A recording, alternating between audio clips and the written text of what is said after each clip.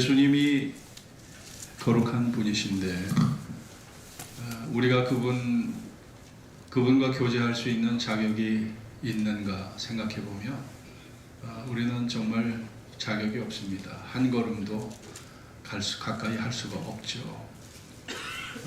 여러분, 사람 중에도 참 높임을 받는 사람을 찾아뵈려면 여러 관문을 거쳐야 되고 여러 사람을 거쳐야 돼요. 비서실 거쳐야 되고 뭐 다 신원조회 거쳐야 되고 그래야 겨우 우리가 만날 수 있어요. 세상의 장차관, 대통령을 만나려고 해도 그렇거든요. 그런데 우리가 거룩한 하나님을 만난다, 또 그분과 교제한다, 그분의 자녀가 된다.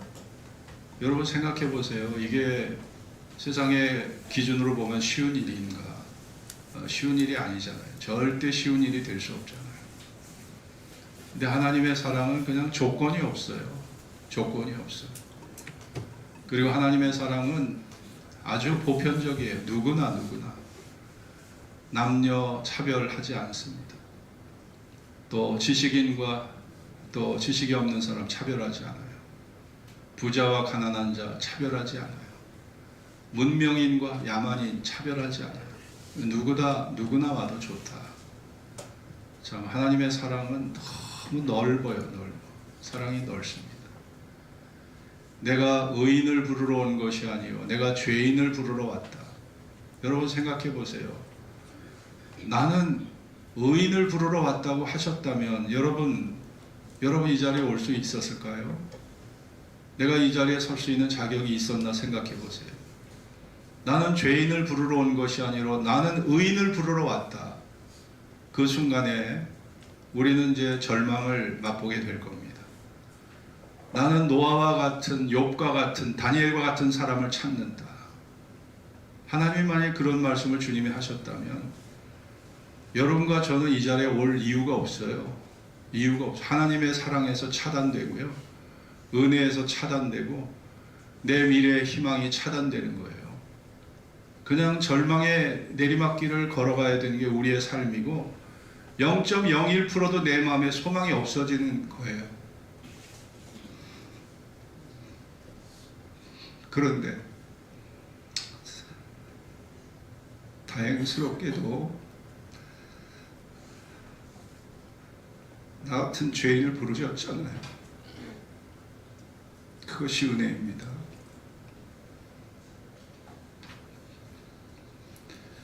죄가 무엇일까? 어느 대학 교수가 철학 강의를 하면서 니체의 철학 강의를 하면서 예수가 죄인을 구원하러 왔다면 교도소로 가면 되지. 교도소로 가면 되지. 그런 말을 했다고 합니다. 아니 예수가 죄인을 구하러 왔다면 교도소로 가면 되지. 왜 길거리에서 왜 평범한 사람들에게 예수 믿으라고 하느냐? 나 도저히 이해할 수 없다. 그 대학 교수가 이해하고 있는 죄라는 것은 어떤 형사범, 민사범, 형사적 죄를 짓는 사람, 사기를 범하고 폭력을 범하고 살인죄를 짓는 형사처벌법의 대상을 말한다고 생각을 하는데 여러분 죄라는 것은 헬라말로 보면 하마르티아입니다. 하마르티아라는 것은 화살을 관역에다 놓고 쐈는데 빗나가는 거 이게 다 죄거든요. 그러니까 죄라는 것은 내가 어떤 형사처벌법에 걸려서 내가 죄를 져서 죄가 아닙니다. 하나님의 뜻은 하나님의 말씀에 어긋난 0.01%라도 어긋난다면 그건 다 죄인 거예요. 성경이 말하는 죄는 대단히 광의적인 의미를 갖고 있는 겁니다. 우리가 누가복음 15장에 보면 탕자의 비유가 나오잖아요. 이 탕자가 세상의 유혹을 이기지 못하고 아버지에게 유산을 받아서 먼 나라로 가서 허랑방탕합니다. 근데 성경 어디를 봐도 이 탕자가 형사처벌법에 거기에 걸리는 죄를 졌다는 말은 나오지 않아요. 이 탕자가 가서 살인죄를 짓고 간음죄를 지고 어떤 사기와 폭력을 저질렀다는 그 죄는 나와 있지 않습니다. 그런데 누가복음 15장 15절에 보면 탕자가 말하기를 아버지와 하늘과 아버지께 내가 죄를 얻었다, 이런 말을 하거든요. 하늘과 아버지께 내가 죄를 지었다 말을 합니다. 자기가 죄인이라는 걸 깨달아요. 죄인이라는 걸 깨달아요. 그러면 탕자가 지은 죄가 뭘까요? 탕자가 지은 죄. 탕자가 지은 죄는 아버지 품을 떠나는 거예요. 아버지 품을 떠나는 거. 아버지가 자기의 존재를 잊게 해줬잖아요. 살게 해주셨잖아요. 여러분, 우리가 장성한 어른이 되면 어린 나이 시절을 다 잃어버립니다. 근데 여러분, 자식을 키워보세요. 아이들 목욕시키고 똥기저귀 갈아 우리가 주고, 그 아이들 열이 나서 밤새 아플 때 밤잠 못 자요. 그리고 어떤 아이들은 경기하는 아이도 있어요. 경기하는 아이들은요, 부모가 같이 경기하는 거예요. 같이 고통을 당합니다. 아이가 어디 교통사고를 해도 나보세요. 아이가, 어린아이가 어디 밖에 나가보세요. 불안합니다. 불안합니다. 여러분, 아이들은요, 정말 엄마의 가슴으로 마음으로, 아빠의 가슴으로 마음으로 키우는 거거든요. 근데 나이 20살 됐다고 해서 다 부모의 고생을 잊어버리고 살면 이게 배은 망덕의 죄를 짓는 거예요. 탕자가 무슨 죄를 지었습니까? 아버지에 의해서 태어났고, 아버지에 의해서 자라왔고, 아버지에 의해서 삶을 유지해 왔는데, 내 생명의 근원, 내 존재의 근원, 아버지를 망각했다는 거예요. 여러분, 그거보다 더 큰 죄가 어디 있겠습니까? 나를 있게 해주신, 내 존재의 이유가 되는, 근거가 되고 뿌리가 되는 그분의 존재를 잃어버렸다는 그 자체가 죄가 되는 거거든요. 형사처벌법만이 거기에 저촉돼야만 죄가 되는 게 아니에요.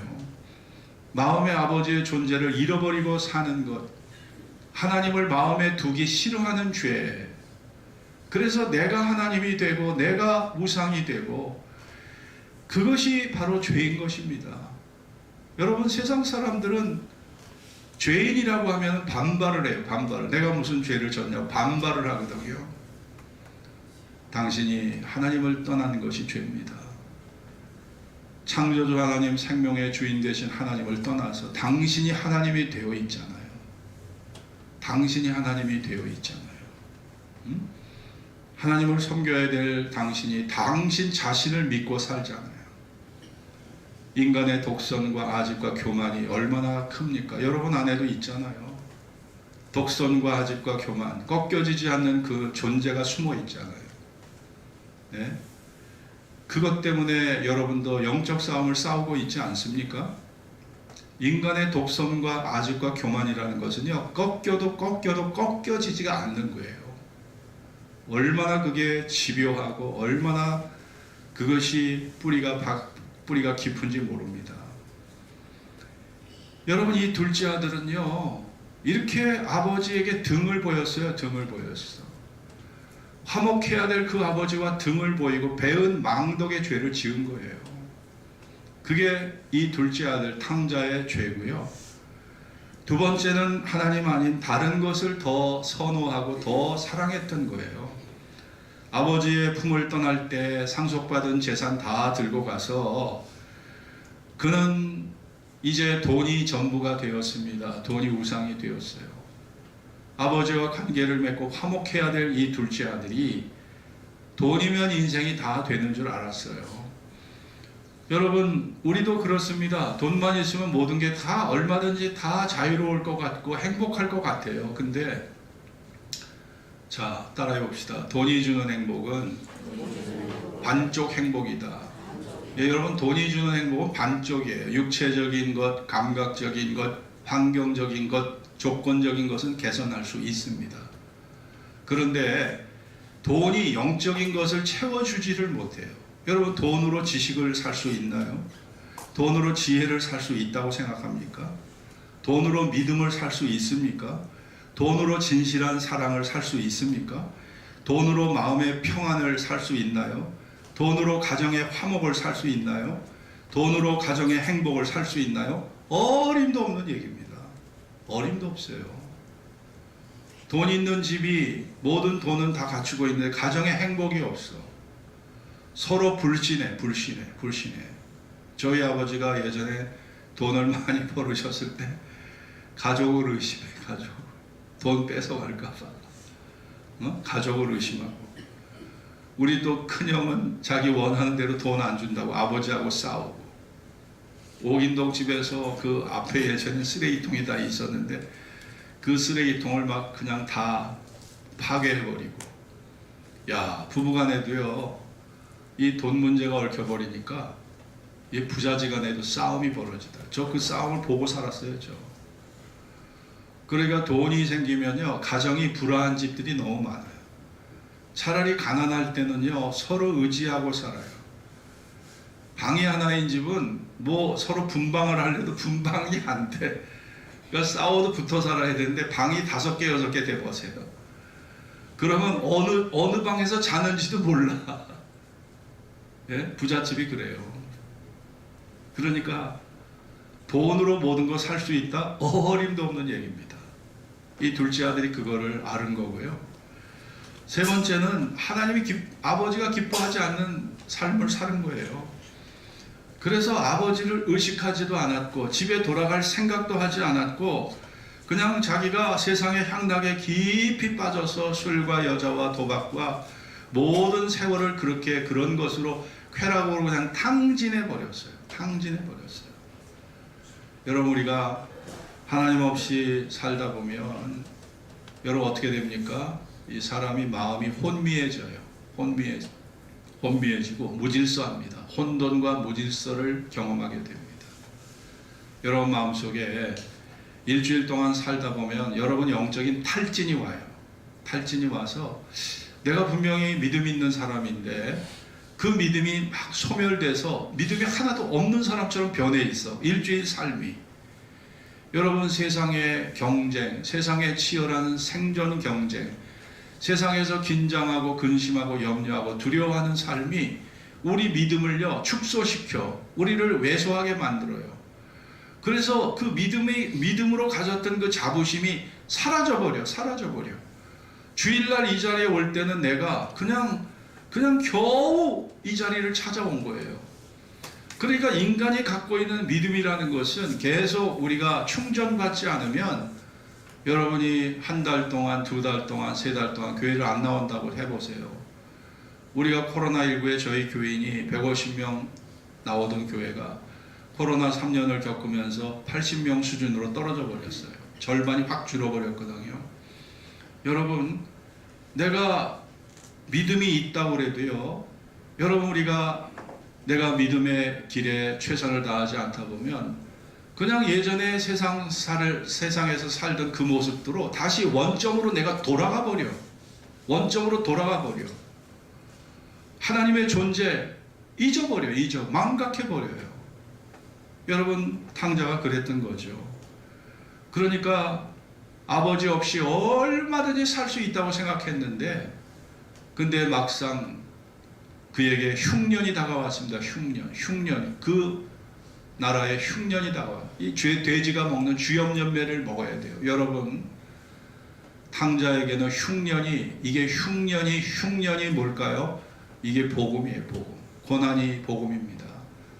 그에게 흉년이 없었다면, 형통만 있었다면 그는 영원히 아버지 얼굴을 볼 일이 없었을 거예요. 영원히 아버지의 집으로 돌아오지 못했을 겁니다. 여러분, 탕자에게 다가왔던 흉년은 아버지를 만날 기회를 제공했어요. 아버지의 존재를 생각나게 했어요. 그리고 내가 아버지의 품으로 돌아가야 되겠다는 회개의 마음을 줬던 거죠. 여러분의 삶의 실패나 질병이나 사고가 여러분의 영적인 효자 노릇을 할 때가 있다는 걸 아셔야 돼요. 누구도 고난을 좋아하지 않습니다. 고통을 좋아하지 않지만 내 영혼을 살려내는 영적 효자 노릇을 하는 것이 고난입니다. 질병과 사고와 실패가 나에게 영적 효자 노릇을 해주는 거예요. 그 고난이 있었기 때문에 하나님의 품을 그리워하고 아버지의 품으로 돌아가서 이제 비로소 영원한 것을 바라보고 살아가는 존재가 되는 거죠. 그러니 고난은 영적 효자입니다. 나의 영혼에 영적 효자 노릇을 하는 것이 바로 고난인 것이죠. 여러분, 예수님께서는 이렇게 돌아오는 자들, 탕자가 돌아왔을 때 아버지에게 탕자는 자기의 존재가 부끄러워서 아버지, 이제 저는 아버지의 아들이라 일컬음 받기가 이제 적당하지 않으니 저를 이 집의 품꾼의 하나로 여겨주십시오. 저 그냥 일당 근로자 돼서 하루하루 밥만 먹여주시면 저 최선을 다할 테니까 전 아버지의 아들이라 일컬음 받기가 이제는 두렵습니다. 제가 그래도 양심이 있으니까 그런 말을 한 거죠. 그러나 아버지는 아니다. 죽었던 아들이 돌아왔구나. 죽었던 내 아들이 돌아왔어. 그러면서 옷을 벗기고 목욕을 시키고 아름다운 옷을 입히고 손에 가락지를 끼게 해주고 발에 신발을 신겨주고 살찐 송아지를 잡아 온 동네 사람들을 불러다가 잔치를 벌리잖아요. 네? 이게 아버지예요. 이게 아버지. 여러분이 섬기는 아버지가 바로 그런 아버지십니다.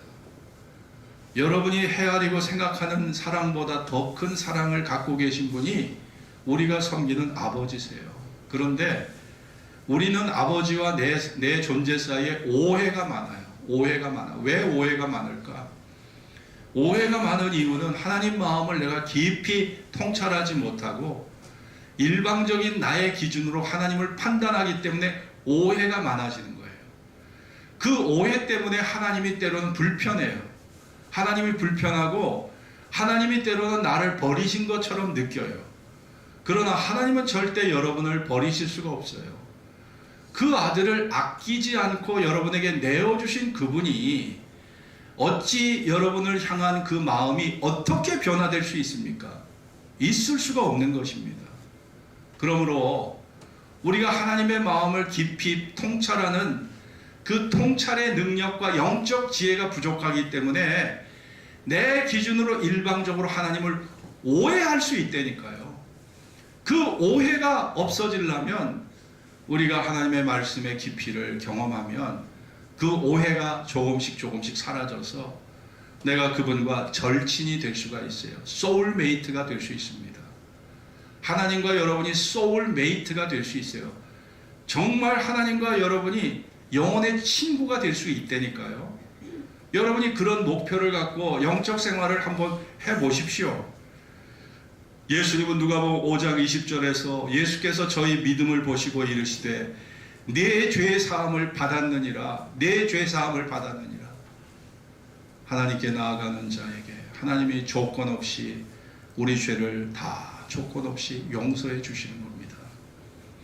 어느 동네에 전과자가 하나 있었는데 전과자가 만일 이 3번 4단지 1차에 있다면 여러분 전과자 좋아할 사람 누가 있겠습니까? 이 친구가 고등학교 시절에 잘못된 친구 일진애를 만나서 일진애에 가입을 하다 보니까 폭력을 저지르고 폭행 사건에 연루돼서 감옥에 들어갔어요. 감옥에 들어가 살게 됩니다. 그래서 그러다 보니까 이게 전과 기록에 폭행범으로 전과가 딱 오른 거예요. 취직을 하려니까 이 신원조회를 해보니까 전과 기록이 있으니까 취직이 안 되네. 외국으로 유학을 가려고 하는데 공부를 하려고 가도 여러분 출국 심사에서 입국 심사에서 걸려서 외국 유학 자체가 될 수가 없었던 거예요. 사귀던 자매와 서로 결혼까지 약속을 했는데 상견례를 하고 부모가 이것저것을 물어보는 가운데 전과가 드러났어요. 그랬더니 처갓집이 될 집에서 난리가 났습니다. 왜 세상에 하필 많고 많은 사람 중에 왜 하필 그 사람이냐? 왜 전과 기록, 폭행 전과 기록을 갖고 있는 왜 그 남자와 사귀려고 안 된다. 우리 집안 망신이니까 그런 인간하고 아예 상종도 하지 마라. 야, 이 사람이 고등학교 철없는 시절에 저질렀던 그 전과 기록이 이렇게 자기에게 사사건건 발목을 잡을 거는 자기는 절대 알지 못했는데 사사건건 자기의 발목을 잡는 거예요. 그런데 그것 때문에 얼마나 고생을 하고 교회를 다니게 되었고 기도하게 됐는데 어느 날 뜻밖의 기쁜 소식이 들려왔어요. 전두환 대통령 시절에 정권을 유지하기 위해서 민심을 얻으려고 대대적인 사면령이 발표된 적이 있습니다. 대통령의 사면령이 발표돼서 강력범을 제외한 모든 형사범의 전과 기록을 말소해주는 대대적인 사면령이 내려진 적이 있어요. 이 사람이 그 사면령의 혜택을 받은 거예요. 여러분 생각해 보세요. 이것은 그 사람에게 복음이었습니다. 정말 기쁜 소식이었어요. 야, 이제 나 살았다. 내 인생 새롭게 이제 출발하게 됐다. 그것 때문에 취업이 안 됐어요. 유학이 안 됐어요. 사랑했던 애인조차도 헤어지게 됐는데, 야, 이 전과 기록이 말소되니까 그 인생이 새롭게 출발하게 된 거죠. 여러분도 여러분의 전과 기록이 예수님 안에서 사라진 거 아시나요? 여러분 전과 기록 말소된 거 아시나요? 여러분의 전과 기록이 십자가에서 예수님이 테텔레스타이, 내가 다 이루었다. 다 이루었다는 것은요, 내가 너희의 죄값을 지불했다는 말이에요. 너희의 죄값을 지불했다는 말씀입니다. 그리고 내가 너희의 죄값을 지불하고 너를 내 것으로 샀다는 의미이거든요. 그게 구속입니다. 테텔레스타이라는 것은 바로 십자가에서 죄값이 지불돼서 여러분의 전과 기록이 십자가에서 예수님의 죽음과 동시에 여러분의 전과 기록이 말소가 된 겁니다. 여러분 믿습니까? 여러분 믿으시나요? 그 사실? 여러분 그 사실 믿으셔야 돼요. 스가랴 3장 9절에 보면 이 땅의 죄악을 하루에 제하리라. 여러분 이 땅의 죄악을 하루에 제하시겠대요. 이것은 예수님의 십자가 말고는 적용될 수 없는 거예요. 예수의 십자가의 죽음이 예수님이 우리를 위하여 물과 피를 다 쏟으시기까지, 십자가에서 처절하게 죽으시기까지 그 희생이 있었기 때문에 여러분의 전과 기록이 말소될 수 있었던 겁니다. 여러분 우리가 히브리 말에 보면은 따라해 봅시다. 무해. 무해가 뭔지 아시죠? 무해라는 것은 히브리 말로 도말입니다. 도말이라는 것은요, 과거에 이 종이가 없었을 시절에 사람들이 그 기억을 하기 위해서 토판에다가 진흙에다 그 사람의 잘못이나 그 사람이 빚진 거를 갖다가 언제 어느 때 빚을 지고 죄를 범했다는 기록을 갖다가 이 토판에다가 이거를 다 기록을 해서 이걸 구워가지고 보관을 했어요. 무해라고 하는 것은요, 이 토판의 기록을 땅바닥에 던져서 깨트려 버리는 게 이게 무해입니다. 이게 도말이에요. 도말. 이게 전과 기록 말소가 아니고 뭐겠습니까? 여러분과 저의 하나님의 전과 기록 말소가, 여러분 이것이 십자가상에서 단숨에 일순간에 이루어졌다는 걸 여러분 믿으셔야 돼요. 그리고 히브리 8장 12절에 보면 저희 죄를 기억지 아니하리라. 하나님이 우리의 죄를 기억지 않으신대. 왜냐? 전과 기록이 말소됐으니까 기억할 수가 없죠. 하나님은 우리의 죄를 기억지 않으신다는 거예요. 왜냐? 전과 기록을 말소시키셨기 때문에 기억지 않으신다는 겁니다. 그러니까 여러분이 똑같은 죄를, 동일한 죄를 자꾸 반복적으로 회개하는 것은요, 믿음이 좋은 게 아니라 하나님께서 내 죄를 기억하셨다는 그 말씀을 오히려 믿지 않는 죄를 범하고 있다는 걸 아셔야 돼요. 여러분이 회개한 기도 다시 반복적으로 얘기할 거 없어요. 왜냐? 양심의 가책 때문에 내가 반복적으로 또 얘기하고 또 얘기하는데, 그렇게 하다 보면 죄가 항상 여러분의 생각을 지배하게 되는 거예요. 하나님이 전과 기록 다 삭제해 주시고 하루아침에 모든 이 땅의 죄악을 다 제해 주시고 십자가에서 죄값을 지불하시고 내가 너의 죄를 기억지 않으신다고 하시는데, 우리가 그 말씀에 대한 믿음이 부족하기 때문에 내가 죄를 지은 것 또 얘기하고 또 회개하고, 그거는 여러분의 믿음에 부족의 결과라고 저는 생각을 합니다. 여러분, 오늘 하나님께서 뿐만 아니라 하나님은 우리에게 용서를 해주실 뿐 아니라 우리가 에베소 2장 4절을 보겠습니다. 에베소 2장 4절 6절을 보겠습니다.